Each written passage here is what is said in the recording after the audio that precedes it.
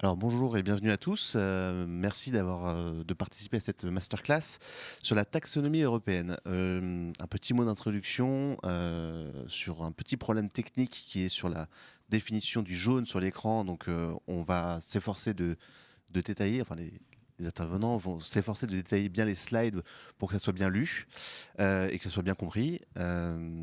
Voilà, sur un petit problème technique. Un petit mot d'introduction aussi sur la taxonomie. La taxonomie, dans sa définition, c'est la science de la classification. Et donc, ce qui fait de la taxonomie européenne, pas une taxe déjà, et surtout un moyen de définir ce qui est une activité durable ou non, avec une définition commune au niveau européen. Ça va être un nouvel outil qui va permettre notamment de financer, de permettre en tout cas de diriger les flux financiers sur des nouvelles activités qu'on va dire responsables. Et pour parler de cette taxonomie, nous avons avec nous Pauline Becquet. Pauline qui est donc directrice générale de Finance for Tomorrow, une initiative de Paris Europlace pour accélérer la finance durable. Et Aurélien Giraud, qui est, vous êtes donc en charge de la finance durable au sein du ministère de la Transition écologique. Je vais vous laisser la parole tout de suite pour que vous puissiez enchaîner, vu que ça va risque de prendre un tout petit peu plus de temps à décrire toutes les slides. Merci beaucoup Nicolas. Bonjour à tous. Alors nous avons la dure tâche aujourd'hui avec Aurélien d'essayer de vous expliquer simplement la taxonomie qui est un texte quand même assez compliqué. On espère y arriver, n'hésitez pas à poser vos questions, on y répondra avec plaisir à la fin de la session. On va essayer de répondre en 4 temps. Un premier temps sur qu'est-ce que la taxonomie, deuxième temps quelles sont les exigences, quand et qui doit appliquer cette taxonomie. On vous présentera quelques cas pratiques et enfin, on terminera par quelques mots de conclusion. Alors, qu'est-ce que la taxonomie ? Donc, tout d'abord, le contexte de départ, c'est qu'il y a les investissements publics sont insuffisants pour atteindre les objectifs climatiques. L'Union européenne, elle estime, pour atteindre ses objectifs énergie et climat à l'horizon 2030, qu'il lui faut 350 milliards d'euros annuels supplémentaires pour la décennie 2020-2030 par rapport à la décennie 2010-2020. C'est juste un exemple des besoins de financement qu'on a pour atteindre ces objectifs climatiques. Et donc, clairement, les financements publics sont insuffisants. Donc, il y avait un besoin de mobiliser aussi les financements privés. Donc, la Commission européenne, pour répondre à ce besoin, elle a, en 2018, publié un plan d'action finance durable. Et ensuite, elle a renouvelé en fait, cette stratégie, donc dans sa stratégie renouvelée sur la finance durable en 2021. Le plan d'action finance durable de la Commission européenne, il a 3 objectifs. C'est vraiment justement de réorienter les flux vers des activités qui sont justement alignées avec les objectifs climatiques, de gérer les risques également, comment s'assurer que le système financier prenne bien en compte les risques associés au climat et au changement climatique, et enfin un objectif de transparence et de lisibilité pour l'épargnant. Et donc ce plan d'action finance durable, il avait 10 actions principales dont la première action était justement la mise en place de cette taxonomie. L'objectif, c'est vraiment de définir un langage commun. En fait, quand on parle d'activité verte, d'activité durable, eh bien, qu'est-ce que ça veut dire ? Et donc, c'est vraiment l'objet de ce règlement de venir expliquer qu'est-ce qu'une activité qui est durable ou non. Et donc, cette taxonomie, elle définit, je suis désolée parce que je pense que vous ne voyez pas très bien, mais elle définit les conditions, c'est-à-dire les critères pour qu'une activité puisse être qualifiée de durable sur le plan environnemental. Le règlement, il ne parle pas d'activité verte, il parle vraiment d'activité durable sur le plan environnemental. Donc, le règlement taxonomie, il définit en fait 6 objectifs environnementaux. Le premier, c'est l'atténuation du changement climatique. Le deuxième objectif, c'est l'adaptation au changement climatique. Le troisième, l'utilisation durable et la protection des ressources aquatiques et marines. Le quatrième objectif, c'est la transition vers une économie circulaire. Le cinquième, la prévention et la réduction de la pollution. Et enfin, le dernier, la protection et la restauration de la biodiversité et des écosystèmes. Sur ces 6 objectifs, des critères sont définis ou vont être définis. Donc ce que vous voyez en vert, les deux premiers objectifs, atténuation du changement climatique et adaptation au changement climatique, des critères ont déjà été définis sur un certain nombre d'activités économiques. En revanche, sur les 4 autres objectifs, ces critères sont en cours de définition. Alors concrètement, que demande en fait le règlement ?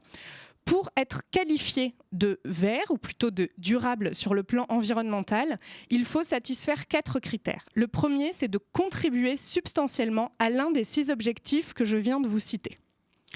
Ensuite, le deuxième critère, c'est de ne causer aucun préjudice significatif à l'un des autres objectifs. C'est ce qu'on appelle dans le jargon le do not significant harm. Un exemple, imaginons des installations d'énergie renouvelable qui vont contribuer significativement à l'objectif d'atténuation du changement climatique parce que cela permet de réduire les émissions de gaz à effet de serre. Mais ces installations d'énergie renouvelable seraient par exemple dans une zone naturelle protégée et auraient des impacts majeurs sur la biodiversité, eh bien ça ne pourrait pas être qualifié puisque ça ne satisferait pas ce deuxième critère. La troisième condition, c'est aussi de respecter des garanties minimales en matière sociale, puisque ce règlement, il définit les activités durables sur le plan environnemental, mais il n'oublie pas non plus les conditions sociales. Donc il y a une sorte de niveau plancher à respecter pour toutes les activités. Et enfin, il faut, dernier critère, respecter des critères techniques qui sont en fait des seuils, soit quantitatifs, soit qualitatifs, qui sont définis pour chaque activité. Donc il faut savoir que dans la taxonomie européenne, en fait, il y a 2 niveaux. Il y a le niveau 1 qui définit justement le fait qu'il faille respecter ces 4 critères. Et puis dans le niveau 2, c'est là où progressivement la Commission va venir publier à chaque fois les critères pour les différents objectifs et pour différentes activités économiques. Je vous disais tout à l'heure que la taxonomie, elle définit les activités durables sur le plan environnemental, c'est-à-dire ce sont celles qui vont contribuer directement à l'un des 6 objectifs. Mais elle définit aussi 2 autres types d'activités. L'activité économique habilitante, c'est celle qui permet directement à d'autres activités d'apporter une contribution substantielle à l'objectif environnemental. Et l'activité économique dite transitoire, donc ces activités-là, elles ne sont éligibles en fait que pour l'objectif d'atténuation du changement climatique. Et donc, qu'est-ce qu'une activité transitoire ? C'est une activité quand il n'y a pas de solution de substitution sobre en carbone en l'état actuel des technologies, mais que l'activité fait partie des meilleures performances de son secteur ou de son industrie, elle peut être considérée comme une activité économique transitoire.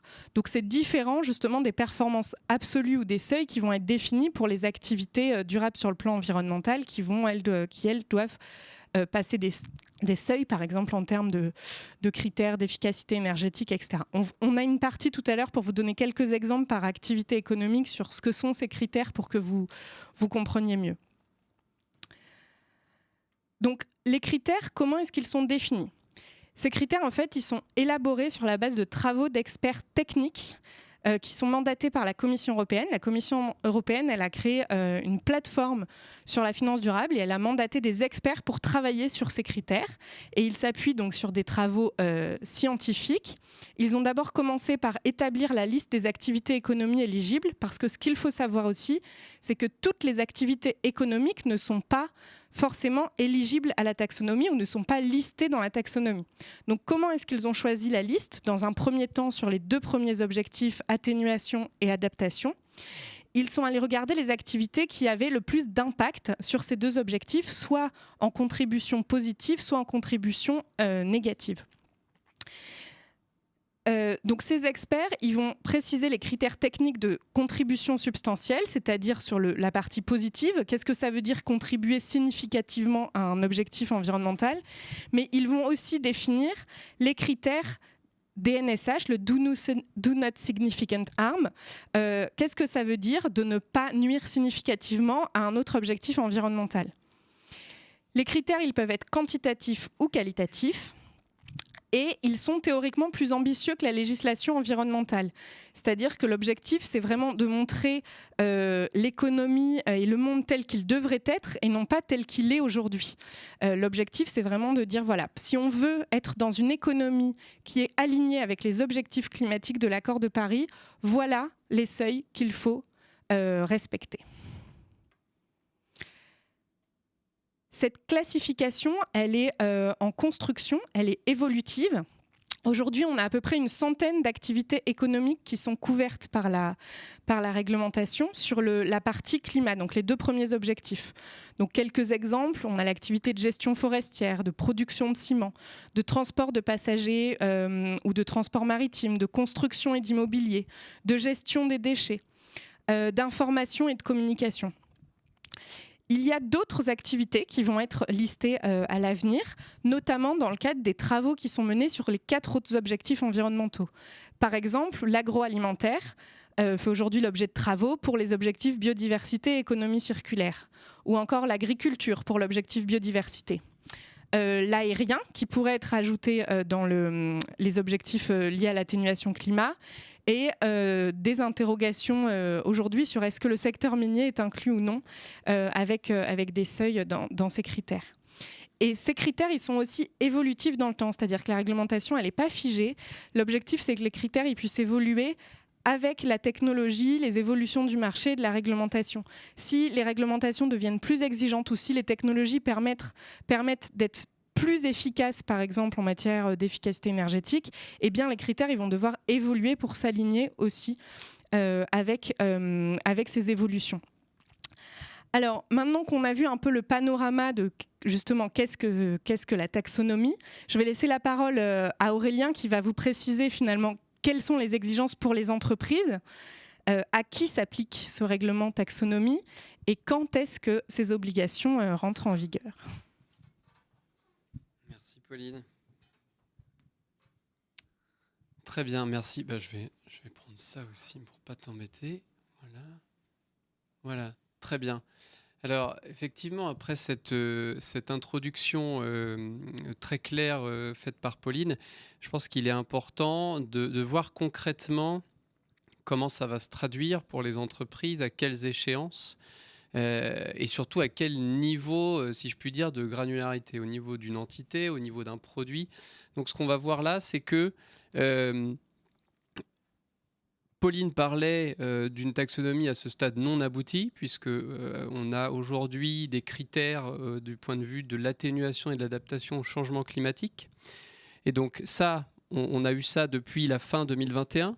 Mais ce qu'on voit aussi, c'est qu'il va falloir attendre, à notre humble avis, mais tout cela évidemment restera confirmé par la Commission européenne, il va falloir attendre à peu près 1 an avant d'avoir toute la suite de critères en lien avec les autres objectifs environnementaux. Donc biodiversité, économie circulaire, pollution et eau, ressources hydriques. Donc ça, c'est la première chose. Donc déjà, on attend. On peut d'ores et déjà aller voir ce qui a été publié par les experts que mentionnait Pauline, des experts mandatés par la Commission, qui eux proposent des critères. C'est un rapport public qui est sorti en mars pour une première série d'activités et de secteurs sur biodiversité, économie circulaire, etc., pour voir un peu ce que ça va donner. Mais tout cela ne préjugera pas de ce que publiera la Commission dans plusieurs mois, puisque la Commission est évidemment libre de s'inspirer, de rejeter, de modifier substantiellement les critères qui sont proposés par les experts. Donc ça donne une idée, mais ça ne donnera pas le mot de la fin. Voilà, pour le calendrier. Alors, pour les entités et les produits concernés, la taxonomie, comme l'a dit Pauline, elle concerne, on va dire, son objectif, c'est de réorienter les flux, les financements. Donc ça a été pensé tout d'abord dans une logique, on va dire, investisseur. On s'est rapidement rendu compte que la taxonomie, c'était surtout un sujet éminemment environnemental avant d'être un sujet financier, puisqu'il s'agit de décrire combien de grammes de CO2 par tonne de ciment produite ou par kilomètre par passager peut émettre telle ou telle activité pour être qualifiée de durable sur le plan environnemental. Et donc, de ce point de vue-là, il y a 2 choses. D'une part, les entreprises non financières et qui sont soumises, alors non financières et financières, mais les plus grosses, qui sont soumises, tenez-vous bien, à une autre directive européenne qu'on appelle la directive de durabilité qui vient d'entrer en vigueur et qui entrera en application dans quelques années. C'est-à-dire que toutes les entités qui sont soumises à cette autre directive européenne, la CSRD en anglais, Corporate Sustainability Reporting Directive, elles vont devoir faire un reporting taxonomie au niveau de l'entité. Donc pour les entreprises non financières, on aura, et c'est là en bas de la diapositive, il faudra que les entreprises publient leurs chiffres d'affaires, leurs dépenses d'investissement et leurs dépenses opérationnelles, donc CA, CAPEX, OPEX, par rapport à leur activité entre guillemets durable sur le plan environnemental. Donc il va falloir qu'elles fassent un screening, une analyse de la performance environnementale de leurs activités pour communiquer ce qu'on va appeler part verte de leur activité. Les grandes entreprises soumises à cette même directive CSRD, financières, les entreprises financières, elles devront publier, on va dire, un ratio d'actifs verts ou un ratio d'investissement vert. Donc ça, c'est au niveau entité.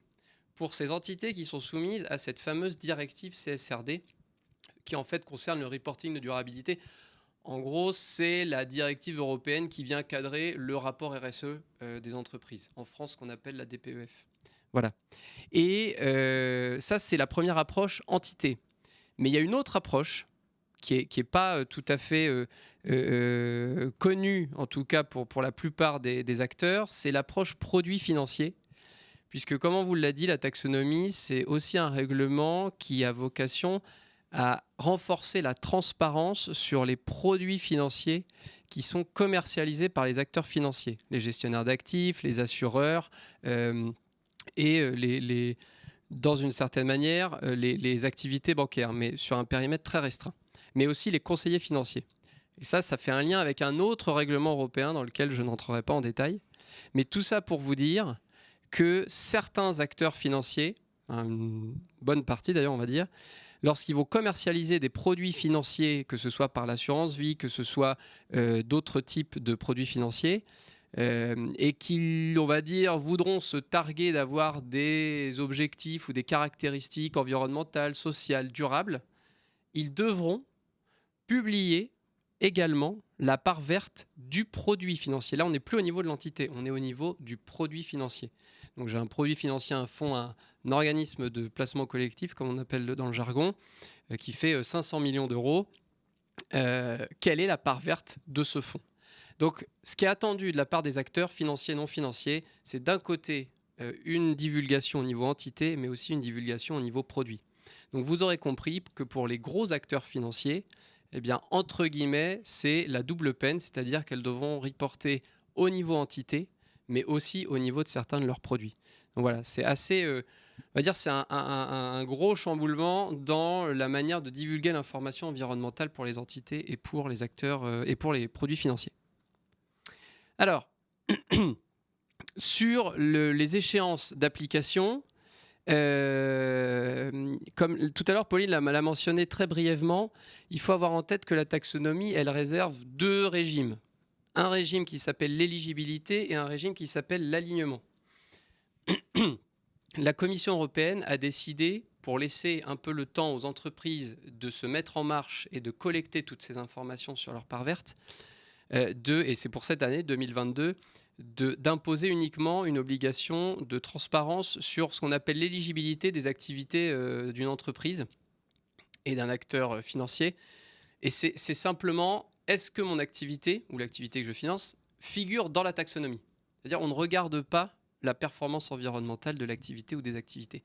Est-ce qu'elle y est ? Oui, non. Voilà, c'est simple. Si vous avez 50% d'éligibilité, ça veut dire que vous avez la moitié de vos activités qui sont listées dans la taxonomie. Et ensuite, plus difficile, et là on rentre vraiment dans l'information qui va compter et qui va être importante aux yeux des investisseurs, mais aussi de toutes les parties prenantes, c'est l'alignement. Et les entreprises devront publier l'alignement à partir de 2023 et les acteurs financiers l'alignement à partir de 2024. L'alignement, là, et on en revient aux fondamentaux qui ont été présentés par Pauline juste avant, c'est est-ce que l'activité que j'opère ou que je gère ou que je finance est conforme au seuil et aux critères évoqués par Pauline avant, aux critères techniques de la taxonomie. Donc là, ça va être beaucoup plus dur et il va sans dire que ça va vraiment être cette information qui est importante. Vous pourrez avoir une éligibilité à 100%, mais un alignement à 1%. C'est-à-dire l'information qui compte vraiment, c'est celle sur l'alignement. Donc en termes de calendrier, c'est un petit peu étalé. Alors là, vous voyez ce qu'on appelle la NFRD, c'est l'ancêtre de cette fameuse directive rapport RSE européenne, l'ancêtre de la CSRD. Et on a plusieurs années, donc je disais l'alignement en 2023 pour les entreprises, l'alignement en 2024 pour les acteurs financiers, puisque eux ont besoin d'un peu plus de temps pour aller collecter les données des entreprises. Et ensuite, il est prévu que les entités qui sont nouvellement soumises à cette nouvelle directive CSRD fassent un reporting en 2026 et les PME cotées, puisque à ce stade les PME ne sont pas assujetties, mais elles le seront à partir de 2027. Voilà, donc PME cotées au sens européen, c'est plus de 250 salariés. Aujourd'hui, ce sont les entreprises de plus de 500 qui doivent faire ce reporting. Là, on va abaisser le seuil à plus de 250 et les PME cotées, ce sera à partir de 2027. Voilà. Alors, dans la pratique, on vous a pris quelques exemples sectoriels pour que vous puissiez clarifier ce que veulent dire les critères techniques, comment ça se présente, qu'est-ce qu'il faut analyser. Bien, tout simplement, alors, c'est pas vraiment mis sous cette forme dans l'acte délégué. L'acte délégué, c'est l'équivalent d'un décret européen. Donc c'est un texte, c'est beaucoup plus aride. Il faut lire vraiment des textes. Mais vous avez, si ça peut vous aider, un outil mis en place par la Commission qui s'appelle le Taxonomy Compass en anglais, qui vous présente un peu de cette manière l'information de manière beaucoup plus, on va dire, digeste. Exactement. Donc, typiquement, on a pris 3 activités. La première, c'est information et communication. Et donc, une entreprise qui est spécialisée dans ce secteur, qu'est-ce qu'elle fera? Elle va déjà aller voir si la description de l'activité telle que donnée par la Commission européenne, ainsi que son code NAS, je peux peut-être faire un petit... Ouais, ça marche pas là sur l'écran. Ainsi que son code NAS correspondent à son activité. Donc là, on parle de l'éligibilité. Est-ce que mon activité est bien reflétée dans la taxonomie? Oui, non. Et ensuite, il faudra que l'entreprise aille voir si ses activités... Donc quand on dit son activité, c'est assez conceptuel, mais l'activité, c'est en fait la somme de tous les actifs, de toutes les usines de l'entreprise. Et donc, il faudra que l'entreprise arrive à définir si son activité est conforme et coche toutes les cases qui sont incluses, d'une part, dans le fameux critère de contribution substantielle, c'est-à-dire est-ce que je suis conforme à ça, pour attester de la contribution substantielle de mon activité à l'environnement, là en l'occurrence au climat, à l'atténuation du changement climatique. Mais en même temps, est-ce que je respecte ce qu'on appelle les garde-fous environnementaux, le DNSH, sur les autres objectifs environnementaux? Et donc, c'est ce travail que devront faire les entreprises et que les entreprises ont déjà commencé à faire pour vérifier l'éligibilité puis l'alignement aux critères de la taxonomie. On va passer sur un autre exemple, transport de passagers. Alors là, on est plutôt sur les motos, voitures et utilitaires. On est plutôt sur les véhicules particuliers. Donc là, on a une description. Qu'est-ce qui est concerné par cette activité? Donc achat, financement, location, crédit bail, exploitation de véhicules désignés comme appartenant aux catégories M1, N1 ou à la catégorie L, donc en fonction du droit européen. Il ne faut jamais perdre de vue que la taxonomie se cale évidemment sur la réglementation européenne en vigueur. Donc elle renvoie à beaucoup de textes européens. Mais comme l'a dit Pauline tout à l'heure, elle se cale sur les textes européens. Mais quand on regarde ensuite au niveau des critères, là, elle va plus loin que la réglementation européenne en vigueur. Sinon, ça voudrait dire qu'être conforme à la réglementation européenne aujourd'hui, ça veut dire être durable sur le plan environnemental. Et il y a certains secteurs qui nous rappellent très bien que ce n'est pas du tout le cas. Ce n'est pas forcément le cas spécifique du transport, mais je pense à d'autres secteurs. Donc la contribution substantielle, typiquement pour les véhicules M1, N1, il faut à début 2026 financer ou acheter des véhicules à 0 g de CO2 par kilomètre si on veut pouvoir compter ce volume d'activité comme vert par l'entreprise. Et là, on n'a pas mis le détail, mais vous avez aussi des garde-fous minimum environnementaux sur les autres objectifs. Et puis sur la collecte et le transport de déchets non dangereux, 3e exemple, pris complètement au hasard. Là, on parle d'une activité de collecte et de transport de déchets. Et voilà, vous avez des règles de collecte séparée et de transport après un tri à la source sur cette activité. Et également, certains critères, alors parfois les critères garde-fous minimum environnementaux sont génériques, c'est-à-dire qu'on n'a pas de critères spécialisés ou spécifiques adaptés à l'activité, mais sur des critères pour la biodiversité qui seront les mêmes pour toutes les activités. Ce qui peut se discuter, j'en conviens. Mais ça a été à ce stade pensé comme ça. Voilà, je vais effectivement, là c'est la partie plus dense, donc je vais repasser le micro à Pauline. Merci beaucoup. Alors, effectivement, maintenant, ce qu'on vous présente, c'est en fait les modèles proposés par la Commission européenne pour publier cette information sur votre part verte, sur la part de votre activité qui est alignée avec la taxonomie. Et donc, le modèle est un peu aride, j'en conviens tout à fait. Donc, je vais essayer de vous le décrire. Ce que demande la Commission, c'est tout d'abord, elle fait la distinction entre les activités éligibles à la taxonomie et les activités qui ne sont pas éligibles. Donc, comme l'a dit Aurélien, les activités éligibles, c'est d'abord d'aller regarder si l'activité elle est listée ou non, si dans vos activités, vous avez des activités qui correspondent aux codes NAS qui sont dans la taxonomie. Si elles ne sont pas dans les codes NAS ni dans la liste de la taxonomie, vous mettez le chiffre d'affaires en face. Ça, c'est à peu près simple. Pour les autres, il faut aller voir, analyser tous les critères et regarder si vous êtes du coup considéré comme aligné sur la taxonomie, si vous êtes durable sur le plan environnemental ou si vous n'êtes pas aligné.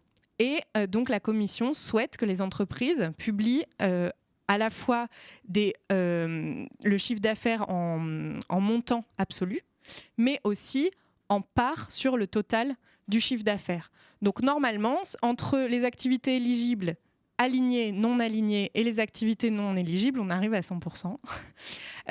Et donc, en colonne, ils proposent, comme je vous le disais, le chiffre d'affaires absolu en montant, la part du chiffre d'affaires.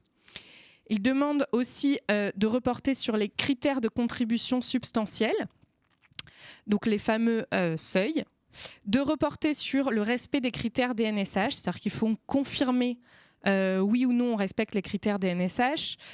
Ce qui, soit dit en passant, pour les activités alignées, si vous mettez un montant sur activité alignée, forcément vous allez mettre oui pour respect des critères DNSH, puisque vous ne pouvez pas être aligné si vous avez des impacts significatifs sur d'autres objectifs. Et il y a aussi des colonnes pour les activités habilitantes et les activités transitoires que je vous présentais plus tôt, puisque vous pouvez aussi considérer que votre activité rentre dans l'une de ces deux catégories. Alors, quelques exemples de cas pratiques déjà publiés par des très grandes entreprises, puisque elles étaient soumises dès cette année à la publication à minima de l'éligibilité. Mais les très grandes entreprises, certaines ont essayé de faire l'exercice déjà de voir si elles arrivaient à calculer leur alignement, donc d'aller déjà au-delà de ce qui leur était demandé pour cette année. Donc le premier exemple qu'on vous propose, c'est EDF. Donc on voit effectivement qu'EDF a bien reporté ses dépenses d'investissement, sa part de chiffre d'affaires et ses dépenses opérationnelles en lien avec la taxonomie. Donc ils ont réussi à évaluer quelles étaient les activités éligibles et alignées, quelles étaient les activités éligibles et non alignées. Une petite particularité, c'est qu'ils ont distingué tout ce qui est activité de production d'électricité d'origine nucléaire. Pourquoi est-ce qu'ils ont fait ça ? Puisque à l'époque où ils ont publié, il n'y avait pas le nucléaire. Enfin, la Commission européenne n'avait pas tranché sur est-ce que le nucléaire fait partie ou non de la taxonomie européenne. Donc il y avait de grands débats politiques entre les différents États. L'acte délégué n'était pas publié. Évidemment, pour EDF, c'est important. Donc ils ont souhaité le distinguer. Et donc c'est pour ça qu'il y a une distinction, si vous voyez bien l'exemple. Ils ont dit, voilà, s'il y avait un projet d'acte délégué, donc si on considère que le nucléaire est bien inclus dans la taxonomie, ils ont aussi publié le chiffre en fonction de ça. Un autre exemple très rapide, Veolia, qui a fait le même exercice, qui a publié pour différentes activités. Donc, ils ont distingué leur activité eau, déchets, énergie. Et ils sont allés aussi distinguer les sous-activités. Donc, par exemple, dans l'eau, ils ont tout ce qui est construction, extension, exploitation des réseaux de captage, de traitement, de distribution. C'est bien une activité qui est dans la taxonomie. Donc, ils ont été capables de reporter en montant absolu les 3 indicateurs demandés. Et puis, eux ont choisi de faire des diagrammes pour montrer la part éligible, non éligible. Ils ne sont pas encore allés sur l'alignement. Aurélien, un mot de conclusion. Oui. Merci. Et comme ça, on pourra ensuite laisser la parole aux participantes et aux participants. Donc, quelques mots de conclusion, peut-être pour remettre un petit peu les choses au clair et les choses dans l'ordre et dire ce qu'est et ce que n'est pas la taxonomie. Parce qu'il y a on entend beaucoup de choses. On entend parler d'un label, on entend dire que si on n'est pas aligné taxonomie à 100%, on n'aura plus de financement. On entend pas mal de choses là-dessus. Alors là, je vais lire ce qui est marqué à l'écran parce que ce qui est en jaune, c'est ce qui est le plus important. Donc, on rappelle que la taxonomie est une liste, mais ce n'est pas une liste obligatoire dans laquelle investir. Ça, c'est très important. Ce qu'oblige à faire la taxonomie, c'est de divulguer, de communiquer votre part verte. Elle ne vous impose pas d'avoir une part verte minimum de vos activités. Ça, c'est la première chose. Donc, quand il y aura des contrôles, des évaluations, des audits, ça se fera sur est-ce que l'information est communiquée, oui ou non, et comment ça a été calculé. Mais en aucun cas, on ira regarder votre taux ou votre seuil de part verte. Ça, c'est la première chose. Donc, pas une liste obligatoire. Évidemment, le sens de l'histoire, c'est pour toute entreprise et tout acteur financier d'augmenter progressivement sa part verte, si on veut, comme le disait Pauline, coller aux objectifs environnementaux et climatiques français et européens. La seconde chose, c'est que, et plutôt la troisième, puisque du coup j'ai passé sur le deuxième point qui était n'impose pas de seuil minimum, une donnée intéressante, c'est que par rapport aux études qui sont sorties sur les 2 dernières années, on voit, c'est assez exploratoire, mais on voit qu'en moyenne en Europe, sur les grosses entreprises cotées, la part verte est de 4 à 5%, entre 2 et 5%. Ce qui veut automatiquement dire que les 95% restants, ce que je disais à l'instant, ne vont pas cesser d'être financés du jour au lendemain. En revanche, il faut que ce soit un petit signal pour dire 4 à 5%, on n'y est pas du tout. Et quels efforts on fait, quelles incitations on met en place, quels accompagnements on met en place pour pouvoir augmenter cette part verte. Mais ce qui veut dire aujourd'hui que très clairement, et c'est normal, l'économie est durable sur le plan environnemental, au moins en Europe, à 2 ou 3%. Je rajoute juste un point. Ce n'est pas parce que votre activité économique n'est pas listée dans la taxonomie européenne que vous êtes brun. Ça, c'est important aussi. Je pense qu'on aurait dû le mettre dans la liste. La taxonomie, aujourd'hui, elle dit ce qui est durable sur le plan environnemental. Elle ne dit pas ce qui n'est pas durable. Donc, dans ce qui n'est pas listé, il y a des activités qui ont clairement des impacts négatifs, ça c'est sûr, donc qui sont brunes, mais il y a aussi des activités qui peuvent être neutres. Donc, c'est pas non plus. Enfin, il se trouve que si votre activité n'a pas d'impact significatif sur l'un des 6 objectifs environnementaux et qu'elle n'est pas listée dans la taxonomie, ça ne veut pas dire que votre activité est brune et donc que tous les investisseurs vont arrêter d'investir dans vos entreprises. Oui, merci pour cette précision, parce que simplement certaines activités ne sont pas dans la taxonomie parce qu'il n'y a pas eu assez de temps ou de ressources pour établir les critères, notamment, ou parce qu'il n'y a pas cette composante substantielle de la contribution. Voilà. Les premiers retours d'expérience qu'on a de la part des acteurs, c'est que c'est un très bon exercice pour mettre en marche et faire communiquer entre elles les différentes équipes au sein des entreprises, finance, comptabilité, juridique, RSE, environnement. Les retours aussi qu'on a, c'est que en fait, c'est un exercice intéressant parce qu'on est à la frontière entre transparence, c'est l'obligation, et performance. Il faut aller voir dans mes activités les performances environnementales de celles-ci. Et les autres retours qu'on a, c'est qu'évidemment, c'est difficile à mettre en œuvre. Alors, quand il faut aller regarder les seuils, sur la contribution substantielle, mais aussi et surtout sur le DNSH. Parfois, quand il faut aller chercher des informations au fin fond de je ne sais quel pays sur une PME, TPE, notamment pour un acteur financier qui a de tout dans son portefeuille, ce sera assez compliqué. Et puis la difficulté qui est en fait liée à ce que je viens d'évoquer, c'est que parce qu'évidemment il y a beaucoup de données aujourd'hui qui manquent ou qui ne sont pas assez fiables pour être communiquées, on va dire, publiquement. Donc voilà, il y a beaucoup de travail aussi à faire sur ce point. Pour terminer, et ça je passe très vite dessus, vous aurez accès à des liens et à des sources sur tout ce qu'on vient d'évoquer, le règlement, l'acte délégué, les critères, et puis surtout ceux qui sont parus en mars de cette année et qui vous permettent aussi de vous faire une idée de ce que peut être la durabilité sur le plan de la biodiversité, de l'économie circulaire, etc., etc. Voilà, notre présentation touche à sa fin. On va avoir un petit peu de temps pour d'éventuelles questions. Merci. Alors merci Pauline, merci Aurélien de nous avoir présenté tout ça. C'était très riche et beaucoup d'informations dedans. Je prends quelques questions qui sont sur le fil. Il y avait une première question. Alors particulièrement Aurélien, tu parlais à un moment d'entité en référant aux entreprises et il y avait une question qui était sur est-ce que c'est le reporting du groupe en consolidé ou est-ce que c'est les reporting par filiale?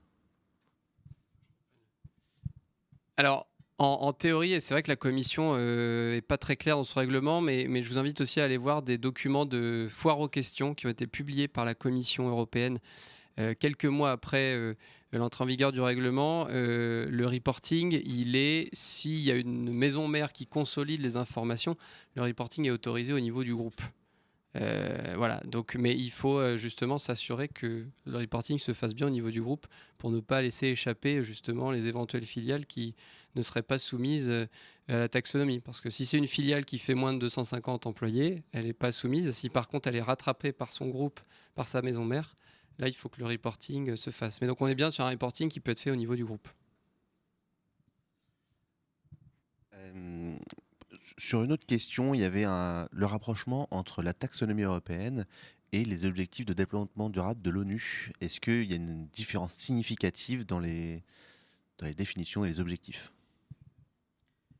Je vais commencer à répondre, Aurélien pourra peut-être compléter, mais les objectifs du développement durable, ils couvrent pas que l'environnement en fait. Ils couvrent aussi des sujets sociaux notamment. Donc en fait, la taxonomie environnementale, elle est plus restreinte que les objectifs du développement durable, mais les objectifs du développement durable, d'ailleurs, ne fixent pas de seuil ou de critères. Donc la taxonomie européenne va aller beaucoup plus loin que ces objectifs du développement durable qui fixent une ambition, mais qui ne précisent pas de seuil à respecter par les activités économiques. Merci pour cette réponse. On a une question, en fait. Alors, ça a été répondu partiellement, mais je vais l'implémenter. Aujourd'hui, il n'y a pas de contraintes ou de pénalités qui sont liées au fait qu'il y ait peu d'alignement. Et on a vu qu'il y avait une part faible aujourd'hui éligibles et alignés. Est-ce qu'à terme, c'est quelque chose qui se discute pour contraindre et orienter justement vraiment les flux? C'est une très bonne question. Effectivement, aujourd'hui, le règlement ne prévoit pas pas d'obligation, on va dire, d'audit des chiffres, même si finalement, par le biais de cette autre directive CSRD, il y aura une obligation d'auditer toute l'information et donc la taxonomie. Mais la taxonomie elle-même ne prévoit pas ce régime. Elle laisse le soin aux autorités nationales de supervision de faire ce travail sans rien définir. Et donc, effectivement, on peut se poser la question. J'aime bien faire toujours ce parallèle avec les petites attestations Covid, où on nous imposait une règle, mais derrière, on se disait, mais de toute façon, il n'y a pas de contrôle. Donc, finalement, est-ce que la mise en œuvre de cette mesure est vraiment efficace ? Je pense qu'aujourd'hui, on a un flot de réglementation sur la finance durable, même un tsunami. Il y a beaucoup de réglementation qui vient. Et je pense que ça dépasse un peu tout le monde. Ça dépasse les superviseurs nationaux, les superviseurs européens, les pouvoirs publics eux-mêmes, les co-législateurs, les acteurs de marché, évidemment. Donc, à court terme, et là, c'est un point de vue très, très personnel, je pense que ce serait pas utile de mettre en place un tel régime, même si, évidemment, côté pouvoir public, on travaille beaucoup à la réflexion sur ça, puisque, comme ça a été dit, il faut faire appliquer la réglementation et réorienter les flux. En revanche, à moyen long terme, il semblerait, en tout cas de mon point de vue, peut-être de renforcer ou de préciser ce volet-là, quand l'outil sera déjà bien maîtrisé et mis en place par les acteurs. Mais à ce stade, non, il n'y a pas de mécanisme comme ça en place. Alors, les entreprises devront faire auditer, mais par des commissaires aux comptes, des organismes tiers indépendants. Et ça, c'est une relation contractuelle entre l'entreprise et son prestataire. Donc là-dessus, on va dire, il n'y a pas de règles de contrôle public ou de supervision et donc de sanctions derrière. C'est une relation commerciale. Voilà. Alors, merci encore pour cette réponse. Et il y a une question qui est sur la temporalité. Donc, on vient un peu d'en parler. Dans un premier temps, il n'y a pas de sanctions. Dans un deuxième temps, on ne sait pas vraiment ce qui va se passer, mais on a vu que jusqu'en 2027, c'était plutôt genre s'approprier la règle et la déclaration. Quelqu'un se demande s'il est intéressant, vu la temporalité, de s'aligner s'il est stratégiquement intéressant d'être en accord avec les exigences de la taxonomie pour sauvegarder son activité face à la concurrence. Alors clairement oui, parce que encore une fois, les investisseurs aujourd'hui ne vont pas arrêter du jour au lendemain d'investir dans des activités qui ne sont pas alignées. Mais si vous êtes sur un domaine où il y a une activité éligible, clairement, les investisseurs ils veulent quand même augmenter leur part verte dans le temps. Et donc, ils vont quand même aller de plus en plus vers des entreprises qui montrent qu'elles s'alignent. Tout ça ne se fait pas du jour au lendemain. Mais si une entreprise aujourd'hui n'est pas du tout alignée alors qu'elle est dans une activité éligible, et qu'elle n'a aucun objectif, aucune stratégie pour en fait s'aligner avec les objectifs de l'accord de Paris, non seulement les consommateurs, on le voit bien aujourd'hui, risquent de le reprocher à l'entreprise et donc de s'éloigner de cette entreprise, mais les investisseurs aussi, forcément, ils vont aller vers les entreprises les mieux disantes. Donc oui, il y a un intérêt stratégique et puis c'est aussi un intérêt de respecter ces accords de Paris et de lutter contre le changement climatique. Donc, au-delà de l'intérêt stratégique, il faut bien sûr tous le faire.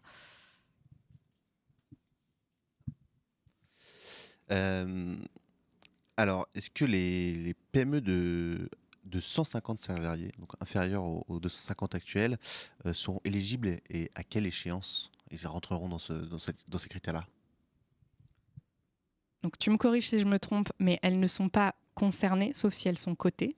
Donc, si elles ne sont pas cotées, oui, alors si elles sont cotées, elles seront concernées, mais pas tout de suite. Mais si elles font 150 salariés, donc elles ne le seront pas tout de suite. En revanche, si des investisseurs investissent dans votre PME, eux, ils ont besoin de reporter sur l'ensemble de leur portefeuille. Donc même si vous n'êtes pas concerné, il est très probable que vos investisseurs, vos financeurs, vos banquiers vous posent la question. Donc vous n'êtes pas directement concerné par la réglementation, mais par l'effet de cascade de la réglementation qui s'impose aux banquiers et aux investisseurs, vous allez l'être. Ça fait effectivement beaucoup de monde indirectement. Une question un peu technique.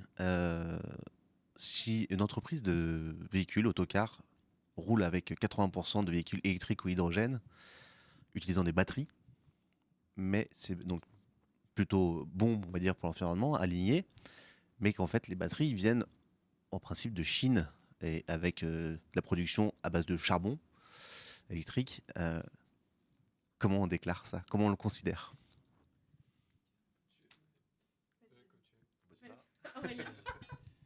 Alors, la taxonomie ne regarde pas l'origine géographique des composants. Ce qu'elle regarde, ce qu'elle fait, c'est qu'elle fixe des seuils de performance, alors soit des seuils quantitatifs, soit, et c'est vrai qu'on ne l'a pas dit beaucoup, soit des critères ou des critères qualitatifs. Et donc, on a dit que c'était quand même des critères qui sont pour la plupart très ambitieux et qui peuvent ne pas être, on va dire, remplis par des biens produits dans certaines juridictions. Ça, c'est la première chose. En revanche, la seconde chose, c'est que pour certaines activités, c'est là où la taxonomie est un peu inégale à certains égards. C'est que sur certaines activités, il y a toute une approche cycle de vie. On va le voir, on le verra avec l'agroalimentaire quand ça sortira. On le voit aussi avec, j'ai plus en tête des activités manufacturières. En revanche, pour d'autres, il n'y a pas du tout d'approche de cycle de vie. Et ce qu'on demande, notamment pour le transport, c'est 0 g de CO2 au kilomètre. Donc, tailpipe, donc au pot d'échappement. Et donc, on ne s'occupe pas du tout de ce qui s'est passé en amont. Et ça, effectivement, c'est quelque chose qui avait été identifié à l'époque, mais qui n'a pas été encore corrigé. Donc, oui, dans certains cas, ça peut ou pas influencer les critères et ce qui se définit. Je rappelle que les critères sont évolutifs et donc ça pourra changer. Très bien, merci. Merci beaucoup.